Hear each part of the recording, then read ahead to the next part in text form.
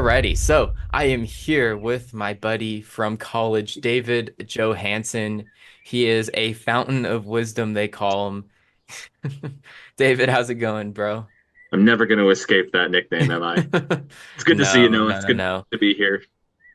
Thanks for joining me, David. This is the very first episode of the Stones and Shoes interview series, season one. And honestly, I couldn't think of anyone else that I'd rather kick the series off with than David Johansen. So, David, give the audience a brief background of your ministry experience, your credentials as someone who teaches apologetics and enriches the church body with all the information that he grew up learning from a very young age.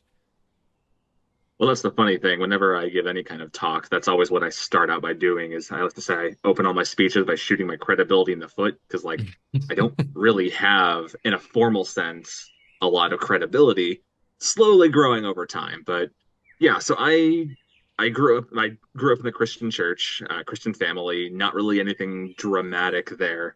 As a 13-year-old, I discovered apologetics. So I have an older brother. He was kind of getting interested in the topic, and he got a copy of this little known book you might be familiar with, Noah Tactics by Greg Koukl. Yeah, the channel name being named after the Stones and Shoes analogy that he makes.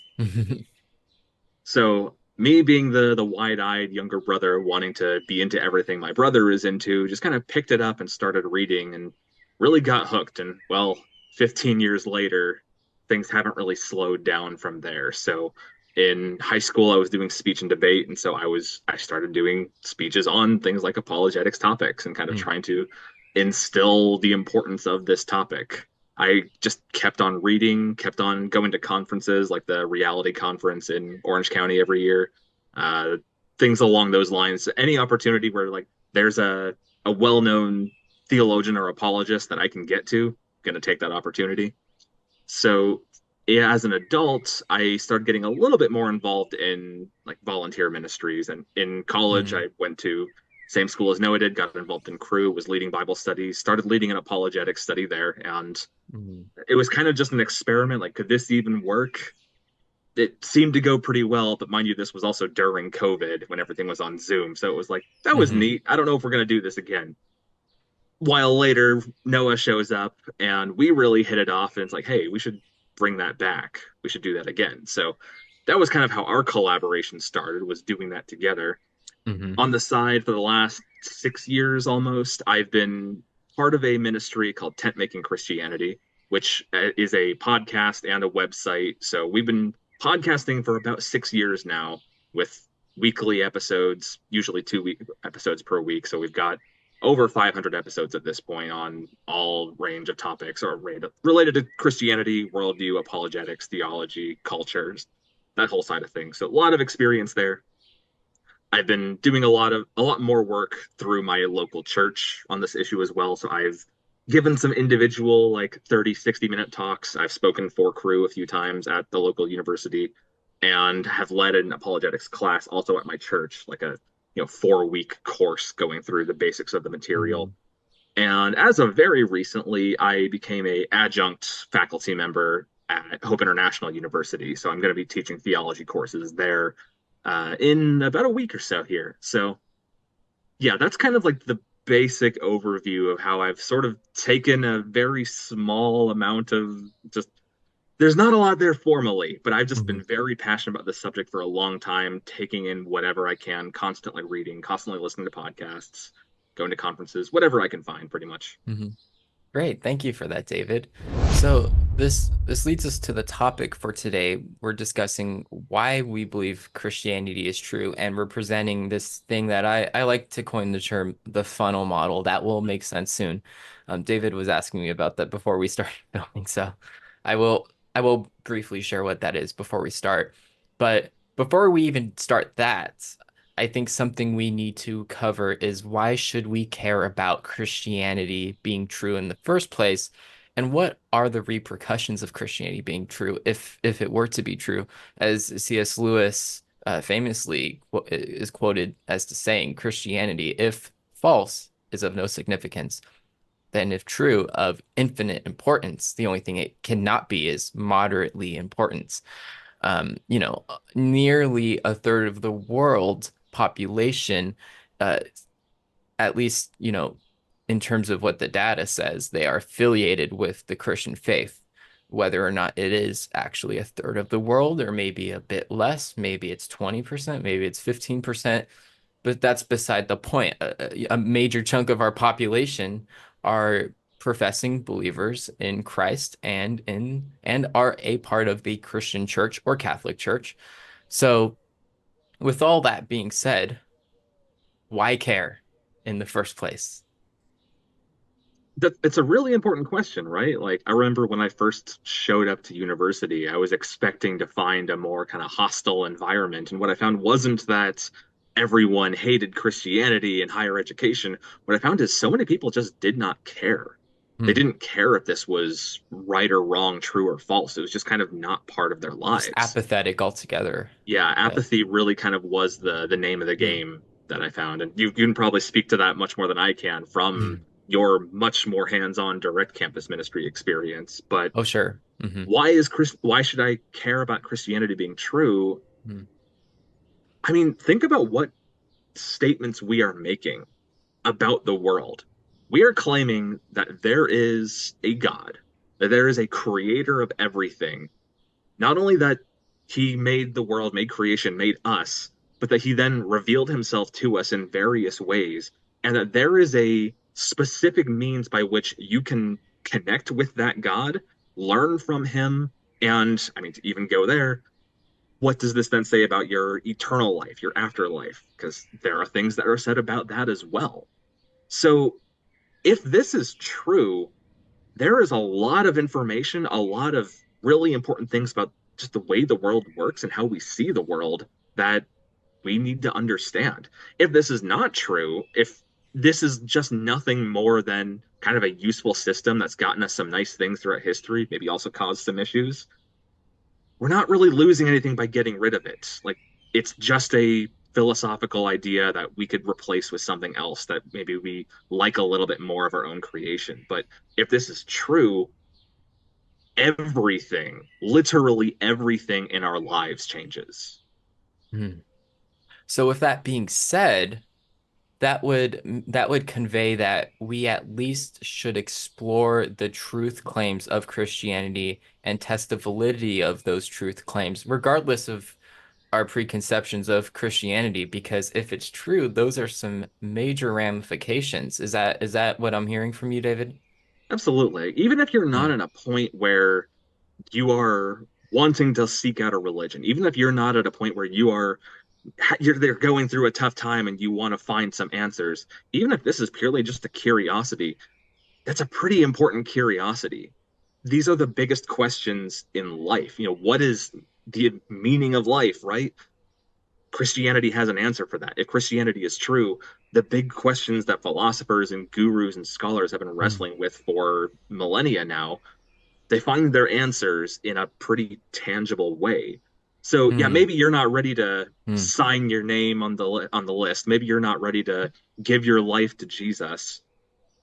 But wouldn't you at least want to know if there is some truth to these claims? Hmm. The massive implications that come from that? Hmm. Right. So this moves us to the funnel model, which is this is the real substance of this episode, at least I'm hoping. Now, I drew David a picture of a funnel when I was trying to explain what the funnel model is. As you can see here, this is a funnel, and the questions start bigger and then they get more and more and more specific. It'll sort of make sense as we move along, but we're going to start right up here at the top and just if there's any specific question that the funnel model really can address, it's the question, well, if there are so many religions, so many objective truth claims out there, why specifically your God? Why specifically your religion? In fact, it could even become a characterization issue where they say, how dare you claim to know the one truth when there are so many different viewpoints out there? There has to be some objective truth. So, how can we decipher what is true, right? And so that is kind of the approach that the funnel model is that's the question at least that the funnel model is responding to. So starting up here, is there a God? Well, I think might sound strange, and I don't mean this in like a, oh, the majority rules sort of answer, but it is important to keep in mind that if you ever hear someone say that, belief in God is irrational, it's like the vast, vast, vast majority of people throughout all of human history have believed in God in some form or other. The percentage of people throughout all of time and history who have been fully atheist, to say it's a minority is not even doing it justice. So to say that it's irrational is to say that most people in all of time have been irrational in this way. So I don't think that foundation is necessarily it. Like to say that there is a God is not a controversial claim, or at least it should not be a controversial claim. Now, there are good reasons to believe there is a God. And I think probably one of the strongest is just simply that there's anything. Like, why should we believe that anything should exist without some kind of cause for it, without some kind of source for everything that we see? This, whether you want to go for like the cosmological argument that like the universe had a beginning and that beginning had to be caused by something, even just simply common knowledge and experience, things don't pop into existence. Things don't come from nothing. So, how did we get here is a reasonable question to be asking. And then when you kind of lay out what are the characteristics that might be able to cause something to exist, it's not unreasonable to kind of go back to that basic idea, appeal to could there be a God? Maybe you don't even like the term God, but is there a cause? Is there something or someone that brought about everything to exist? So that's not an irrational claim. And then you get even deeper into the weeds of like, well, how does life work? How does existence work? How does the universe itself function? Is it possible that all of this came about purely by chance, that we are just some absolutely incredible cosmic accident? It's possible. I never want to say it's impossible, but I don't think that that is the reasonable claim that all rational, like-minded people would appeal to, because there is so much precision in everything. In the biological life you go outside and look at, the grass, the flowers, the trees, to the cells in the skin on your hand, all the way up to the foundations of the universe, like gravity, the orbit of the planets around the sun, these kind of fundamental constants of the universe as a whole. You lay out kind of the mathematical formulas for could these things have happened by chance? It's like, again, theoretically, yeah, it's possible, but the chances of that are so incomprehensibly small, and there's not like there hasn't been any discovery of like, oh, the rules were set in this way where it was always supposed to happen this way. Like the snowball was sent rolling down the hill and it was just building and building and we got here today. There's not evidence for that. All evidence points to we shouldn't be here. There shouldn't be life. There shouldn't be existence. These things kind of come together and we're left again with that question, did something cause this?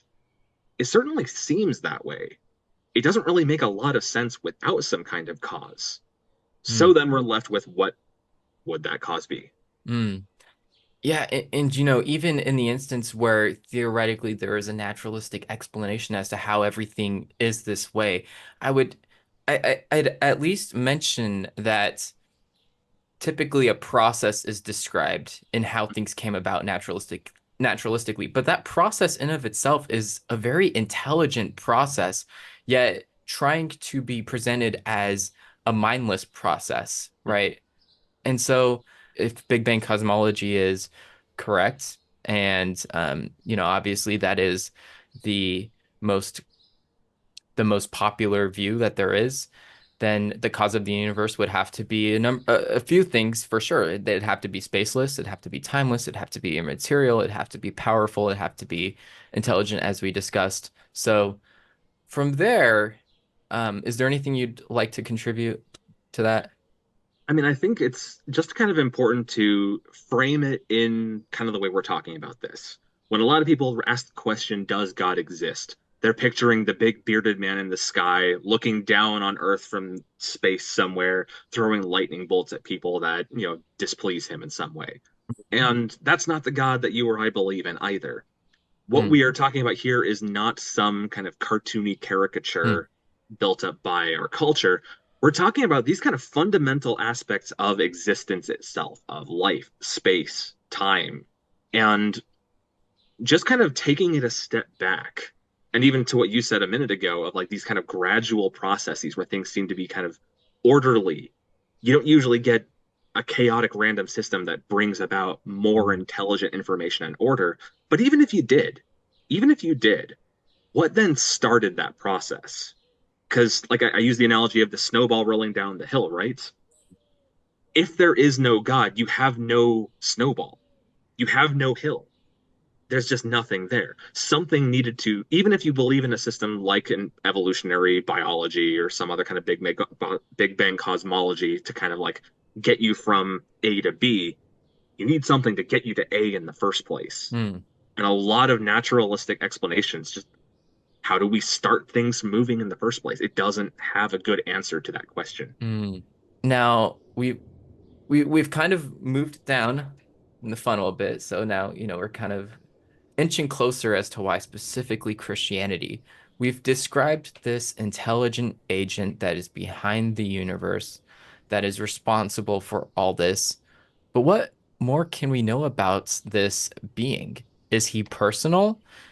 That is one of my favorite questions to ask because from my point of view, I see a very personal creation.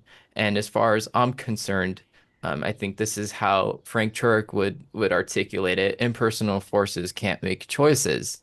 Mhm. So what what observations do you make about the creation, and what does that say about the creator? So I think to go back to kind of the previous ideas of like that Mm, something had to have a beginning and kind of that fine-tuning process, that had to be a personal agent because let's use an analogy, something like the Force in Star Wars, right?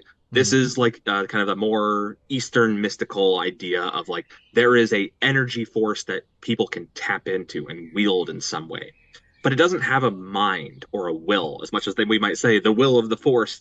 It's not a personal agent. It doesn't decide to do things. mm, And since there was clearly a decision to create at some point, we know this can't just be some mindless force or energy without any kind of will or decision making. mm, So that gets us not necessarily to Christianity, that gets us more into potentially like a deistic view of God. Like, mm, okay, something set the set the top spinning and let it run, but doesn't necessarily mean that he has that whatever God or agent or creator has caused this is necessarily involved. It could have just let it run and mm, is watching from a distance mm, impersonally.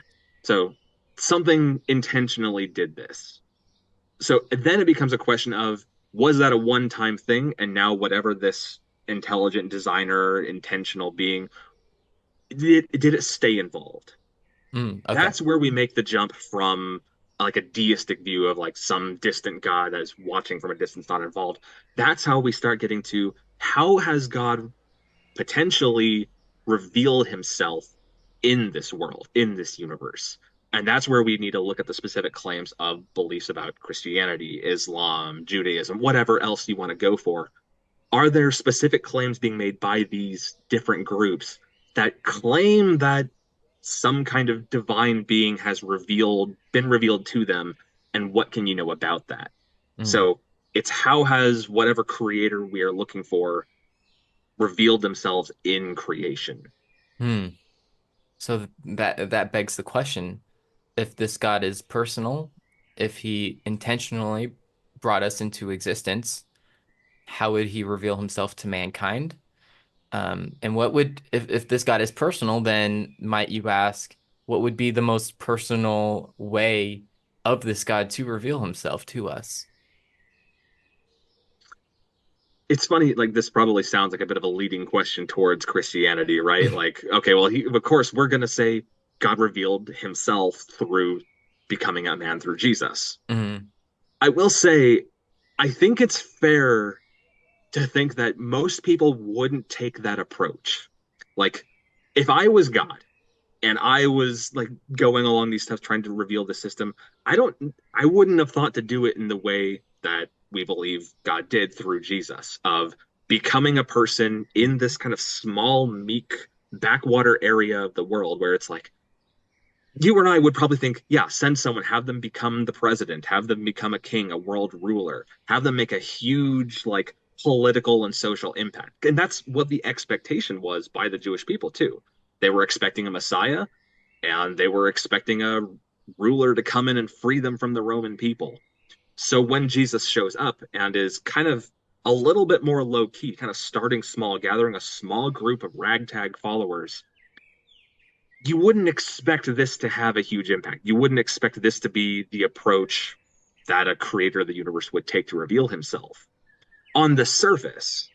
But the deeper into it you get, the more you see it actually was kind of the perfect method to do so.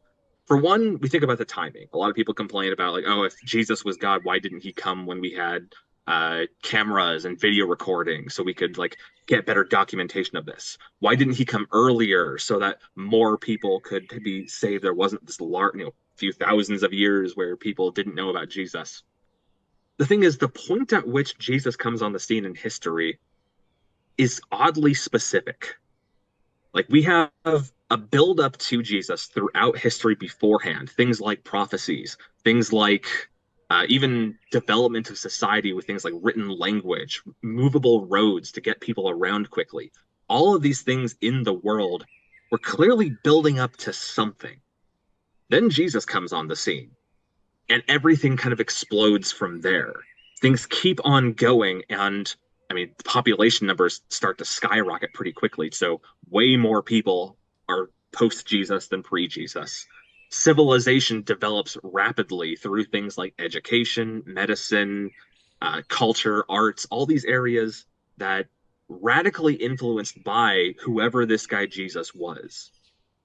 So, like I said, I wouldn't have expected a small area of the world, a carpenter appears, starts talking about the kingdom of heaven. That doesn't sound like the beginning to God revealing himself, right?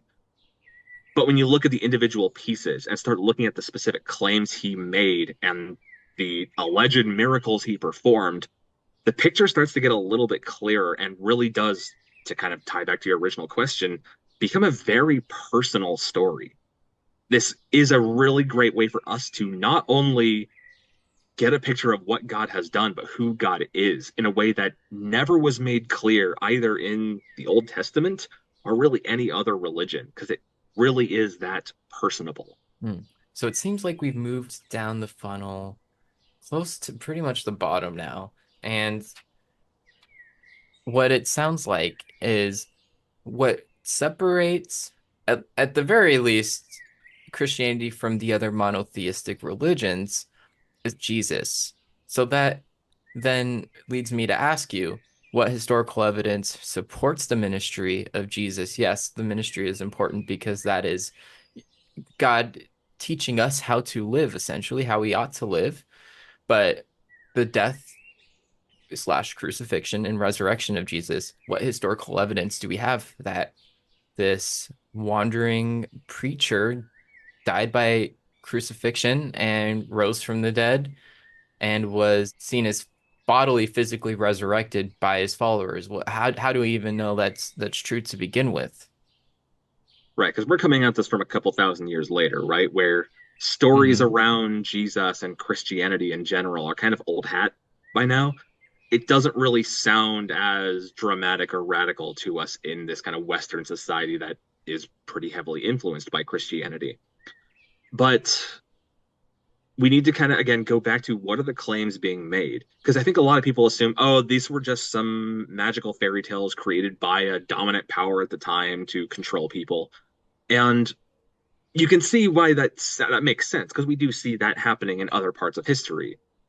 But there's a lot of evidence to counter that claim specifically related to Jesus. So for this, we need to kind of understand, what are the claims being made? The claim is that there was this guy, Jesus, that he performed miracles, that he predicted that he was going to die and rise again 3 days later. He claimed to be the Son of God and that he was bringing salvation, redemption for people, that they could be reunited with God.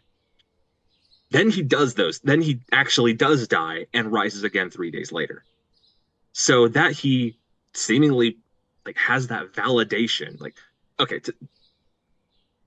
why would a resurrection be this important? Because Paul tells us in the Apostle Paul, one of the like early leaders in the Christian church, he writes in one of his letters to a church that if Christ has not been raised, then your faith is in vain. You are still in your sins. Basically, the significance of Christianity, whether this is true or not, depends on that one singular event. Did this guy Jesus actually die and rise from the dead? If Jesus did not rise from the dead, we are wasting our time. Noah and I are wasting our time, and we should probably get new jobs if Jesus did not rise from the dead. But if Jesus did rise from the dead, it begs a lot of questions. It begs the question of, okay, if there is taking it on just the assumption again that there is a God who can perform miracles like this, why would this God raise someone from the dead? Why would he perform this miracle? It doesn't seem like it would be if this guy Jesus is lying about who he is, if he's claiming to be the son of God and he's not, doesn't seem like that God would want to validate that by rising him from the dead. If this guy is just mentally insane or in some way like manipulating people, any of those things, why would God validate that with this resurrection? It seems to me that if this guy made these claims and rose from the dead, it adds a lot of credibility to the claims that he made. So that begs the question, do we have good reason to believe that this resurrection actually happened? Because obviously a lot of people are going to say that doesn't happen. Of course that doesn't happen. There's so many other explanations for that. But that's just it. There really aren't. When you line up all of the data that we have around this time and from this event, and I'm not just talking about like stuff inside the Bible. I'm not just talking about stuff that all like biased Christian scholars are agreeing upon. Historians, Christian and non-Christian alike, when you lay up all of the kind of agreed upon data from this point, things like that Jesus existed, that he was crucified by the Romans, that he was late, that the people who followed him were radically transformed, believing that they had seen him risen again. They were going around making this claim. Not only that, it seems pretty clear and very evident that the tomb was empty, given that if the tomb was not empty, this movement would have been squashed right at the beginning. Roll out the body. He's clearly still dead. This isn't going to work. But also some radical transformations by some other people.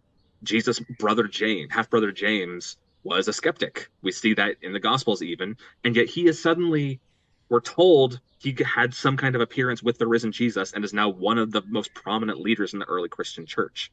Paul, previously Saul of Tarsus, was one of the primary persecutors of the early Christian church. And yet we have very, very good documentation that all of these letters he is sending, he's one of the greatest evangelists of Christianity the world has ever known. He wrote the majority of the books in the New Testament of Scripture. Why would he do that? He had no motivation to make that transformation. He was important. He was powerful. He was probably doing pretty well for himself with his Jewish Pharisee position. And yet all of a sudden he suddenly has this radical transformation. And again, that's not just me quoting scripture at you. These are points of history that can be verified whether you are a Christian or not. So we take those points of data and then we're left with the question, was there a resurrection? Well, the alternatives don't really explain the data. If, oh, the disciples just stole the body, that doesn't explain their radical transformation or the transformation of guys like Paul. If this was just like, oh, they went to the wrong tomb or some other like mistake like that, just wheel out the body. You've squashed this movement from the very beginning. When we lay out all the data, it simply doesn't make sense. All that we're left with is it seems like this might actually be true. And then when you look at the direct claims, whether you are a Christian or not, the gospel messages are written by people who either are eyewitnesses or are interviewing or talking to eyewitnesses, and they're claiming that they saw these things. So if we don't have reason to discount their claims, there is positive evidence pointing to a potential miracle here, and that miracle has the potential to validate all these other claims. We kind of need to wrestle with that. Maybe that's not enough for you to suddenly fall to your knees and proclaim Jesus as Lord, but look into that data. It is wild, and there's not a good explanation outside of what Christianity already believes. People have tried, and scholars like Bart Ehrman, who doesn't believe that this actually happened, he's not going to try and find an alternative explanation. He knows there isn't a good one, so he just stopped trying. If the most skeptical scholars aren't even trying to find alternatives, that says a lot about the strength of this case. With that being said, though, I will let you briefly touch on one more thing, David, because what I heard was a lot of claims that you were making that seem to be verified by the gospel, by the gospels, and of course, just the New Testament as a whole. Well, how do we know these documents are reliable, and how do we even know that the information that we've received from the evangelists that wrote the gospels specifically, I guess we'll discuss. How do we know they're true and reliable historical sources? Because um, these were written 2000 years ago, and also they were not written immediately after the events took place. Yeah, and that's what a lot of people are worried about when they talk about this, right? Like, okay, say everything I said was correct earlier, that yes, scholars agree that these events happened. There's not a better explanation. Well, scholars can be wrong. We don't want to hang our hat entirely on the popular opinion of New Testament historians and scholars. But do we have good reason to believe that these documents are true, that they are accurate? Like, if these are actually eyewitness testimonies of the life and miracles and resurrection of Jesus, how would we know that they are reliable? Well, one of the first things to figure out is when were they written? A lot of people claim that these were written decades, if not centuries, after Jesus actually existed. And if that's the case, all kinds of legends could have appeared at that point. It's really easy to lie about history when everyone who was there is already dead. But if these were written not that long after the fact, there is still potential for a living witness to see that and fact check you. Because if you don't have a living witness, you can make whatever claim you want. No one was there. Yeah, you might have people debating it, but it's potentially more likely to make its way around. We have good reason to believe that these were written less than like 20 years after the death of Jesus for a multitude of reasons. For one, there's several historical events like the destruction of the temple, the deaths of significant Christian figures like the Apostle Paul, like the Apostle Peter. These people died, the temple was destroyed. All these happened. We have various historical sources that corroborate that to be around like 60 to 70 AD. So 40 years after the death of Jesus, none of these things are mentioned in the Gospels when you would expect them to be, or the book of Acts, that kind of early church history also in the Bible. So if we know kind of there's a window here, about 40 years, we kind of keep inching our way back by certain things like, well, Luke wrote Acts, which doesn't mention these things.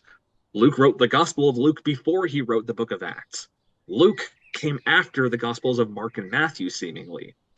And on top of all of that, we keep going further and further back. Then we get the letters of Paul, which are coming in like the 50s for the most part. So 20-ish years after Jesus. The story hasn't changed. The details haven't changed. We have this very early creed in the book of First Corinthians, that same chapter I mentioned earlier. And Paul is basically explaining, here's this creed that I was given, and now I'm passing on to you. And it explains the basics of the Gospels. Talks about Jesus dying, rising from the dead, his appearances to people like Peter, James, 500 other witnesses, and eventually to Paul himself. And we have good reason to believe that is as written as early as like maybe even a couple of years after the death of Jesus, which to some people saying, why did it take so long? That's still years of time for a story to develop. In ancient history, though, that is nothing. That is absolutely nothing. There is no other document or other like historical biography of any kind that is even close to this kind of dating within like 15 to 20 years. That's almost unheard of. Usually we're talking centuries after a person died, we start getting the documents about them. And at that point, there'd still be living witnesses so that people could have corroborated and fact checked. If there were lies in these gospel accounts, people would have known. People would have shut them down, both friendly and hostile to them. And that's the other thing. it's not just the Christians who would be checking this. There were a lot of people who really did not like Christians and Christianity and were looking for any way to disprove it. We have other sources, whether Jewish or Roman, people like the Jewish Talmud or historians like Tacitus. These guys are not painting Christianity in a favorable light, but they're talking about it. They're corroborating details that appear in the gospel accounts, whether that is Jesus existed and performed miracles, claims made by the apostles afterwards, even things like the sun going dark the day of the crucifixion.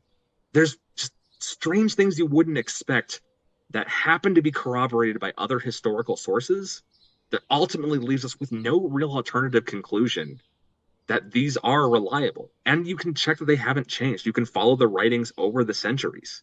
People like Barterman say, yeah, we don't have the original documents. We have copies of copies of copies. But we have so many copies of copies, and we can see how they interact and how they are so similar that we have a. Even Ehrman will agree. We pretty much know what the original said. He'll make a big deal out of that.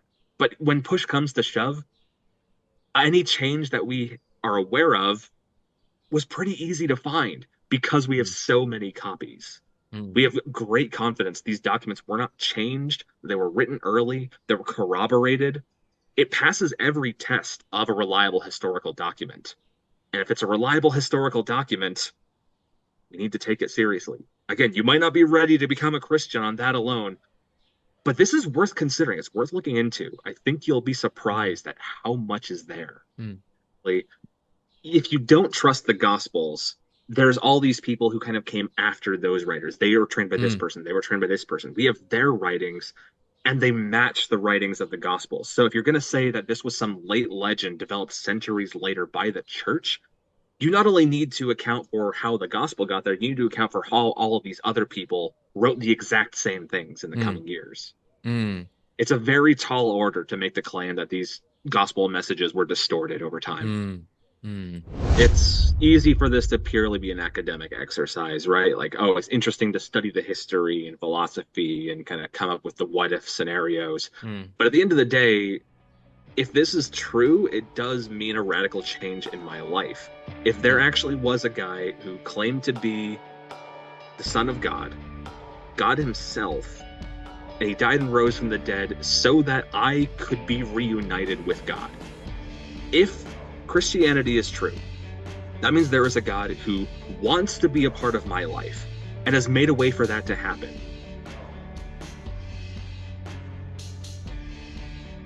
cool. Then once we get rid of all the edits and whatnot, like it'll probably be like an hour Yeah, or less worth of content. yeah, yeah. I tend to cut more of what I say, so Hmm. because I realize I'm like, why did I say that? And but cool. Thank you, David, for doing this with me. Cheers.